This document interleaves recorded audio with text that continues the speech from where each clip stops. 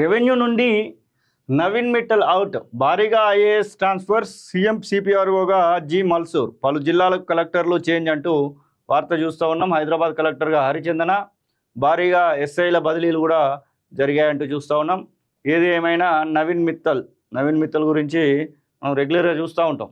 మామూలు విషయం కాదు కదా. ఆయన ఎక్కడికి పోయినా కానీ మామూలు మార్కు ఉండదు. గతంలో టెక్నికల్ ఎడ్యుకేషన్కి ఉండే, అక్కడ మామూలు మార్కు లేదు. ఆ తర్వాత భూములకు సంబంధించి వచ్చిండు, అక్కడ కూడా మామూలు మార్కు కాదు.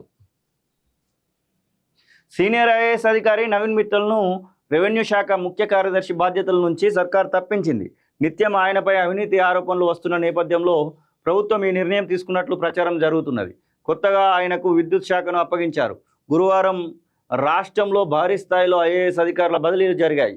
ఒకేసారి 36 మంది ఐఏఎస్ అధికారులను బదిలీ చేస్తూ సిఎస్ రామకృష్ణరావు ఉత్తర్వులు జారీ చేశారు. డాక్టర్ శశాంక్ గోయల్ను ఢిల్లీలోని తెలంగాణ భవన్కు రెసిడెంట్గా కమిషనర్గా నియమించారు. ఎన్ శ్రీధర్కు పంచాయతీరాజ్ రోడ్లు డెవలప్మెంట్కు శాఖలు కేటాయించగా మైన్స్ అండ్ జియాలజీ శాఖకు అదనపు బాధ్యతల్లో కొనసాగనున్నారు. ఎస్సీ వెల్ఫేర్ ప్రిన్సిపల్ సెక్రటరీగా డాక్టర్ జ్యోతి బుద్ధ ప్రకాష్ను నియమించారు.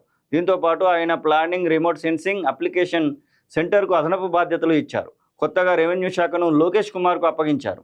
ఇంతకాలం ఢిల్లీ రెసిడెంట్ కమిషనర్గా పనిచేసిన గౌరవ్ ఉప్పల్కు గవర్నమెంట్ కోఆర్డినేషన్ బాధ్యతలు అప్పగించారు. బి భారతి లఖ్పత్ నాయక్కు టీజీ ఇన్ఫర్మేషన్ కమిషన్, హైదరాబాద్ కలెక్టర్గా Harichandana, regional ring road land occupation కమిషనర్గా Sivakumar Naidu, registration and stamps special సెక్రటరీగా రాజీవ్ హనుమంతు, నిజామాబాద్ కలెక్టర్గా T Vinay Krishna Reddy, women and child welfare senior citizen డైరెక్టర్గా శ్రీజన, అగ్రికల్చర్ కోఆపరేటివ్ జాయింట్ సెక్రటరీగా శివశంకర్, జిఏడి జాయింట్ సెక్రటరీగా చిట్టం లక్ష్మి, సిద్దిపేట కలెక్టర్గా K Haimavathi, AIDS control society డైరెక్టర్గా వాసం వెంకటేశ్వర్ రెడ్డిల నియామకాన్ని చూస్తూ ఉన్నాం.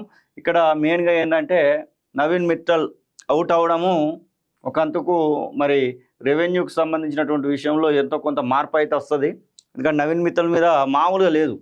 నవీన్ మిట్టల్ మీద ఒక రకంగా చెప్పాలంటే వివసమైన కోపం ఉన్నది. విదేశాల్లో ఉన్నత విద్యను చదువుకోవాలని అనుకుంటున్నారా? అయితే వెంటనే ఫ్లైగ్రాడ్ ఓవర్సీస్ ఎడ్యుకేషన్ కన్సల్టెన్సీని సంప్రదించండి. మీ విదేశీ కలలను సాకారం చేసుకోండి. ఫ్లైగ్రాడ్